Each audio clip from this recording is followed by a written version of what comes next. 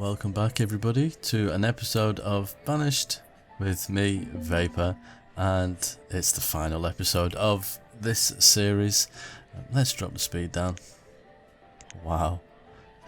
It's strange because I never actually play at this speed. It seems strange, but actually it seems a bit more normal when you think about it. So, in the last episode we finished the zoo, and I constantly see things that I've missed in places. Don't even know why I'm doing that. It needs doing. That's probably why. But basically, we got 1.61 out now. 1.62 is coming as well. So I'm a little bit behind.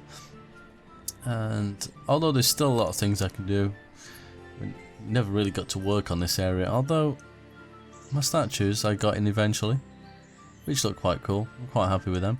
I guess this series I learned a little bit more.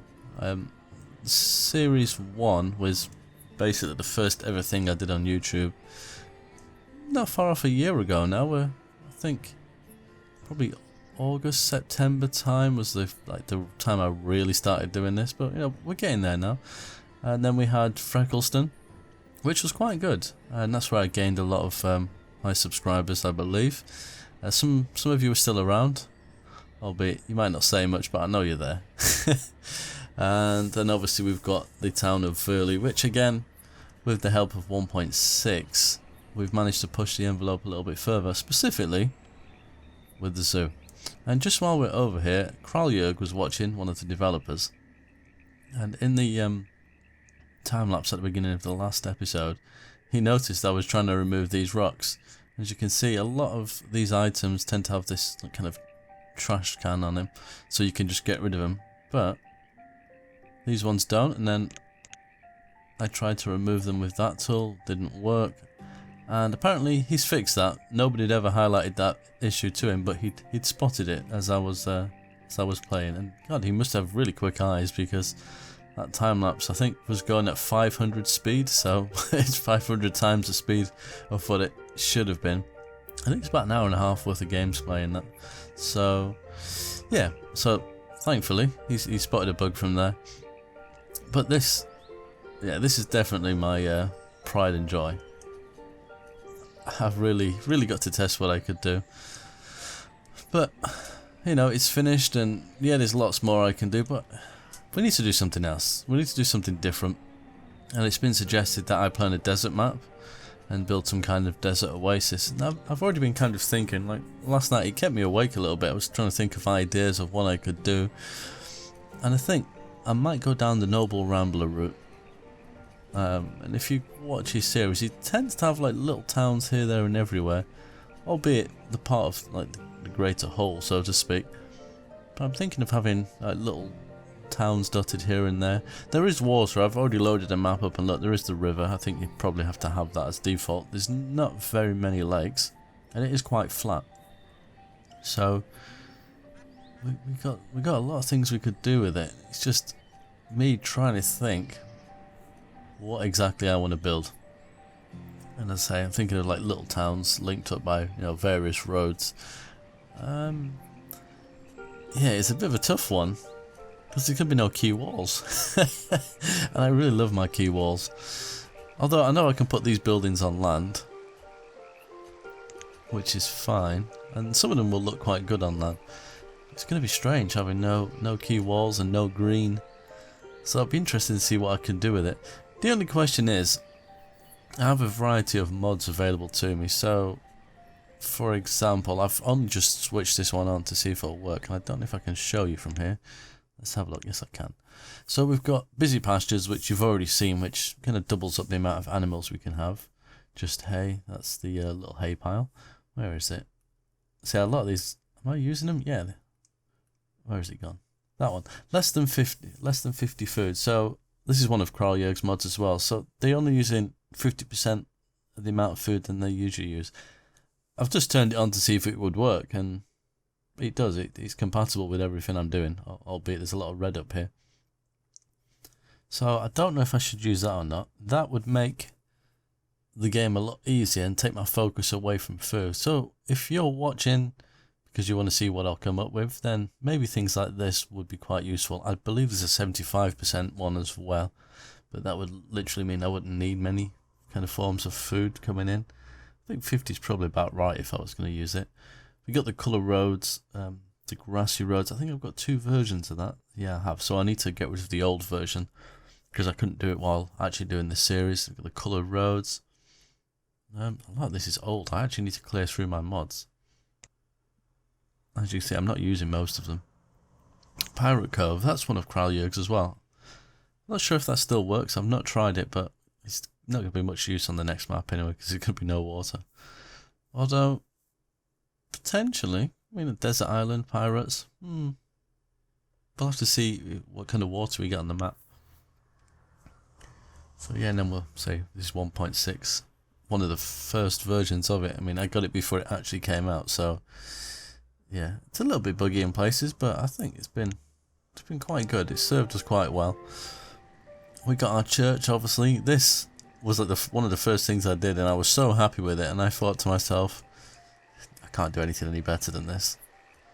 And then we did the zoo, of course, but still, I think it looks pretty good. Although winter's and autumn is here now, so winter's coming soon. And the trees are going to look horrible. But I think, you know, that was quite a cool thing.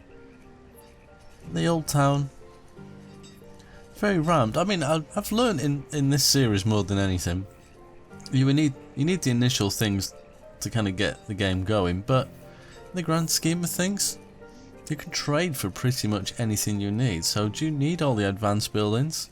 Probably not. If you can trade for something and you can build it quite cheaply and quickly, you may as well just trade for food and other items that you need, and it saves filling up all your stockpiles.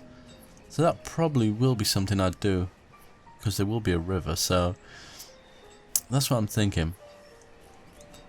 I think that might work quite well. And then obviously we got the double pastures, as I say. Whether or not we use that or not is up to you guys, because I do these things as much as it is for me and the fun I enjoy of making them.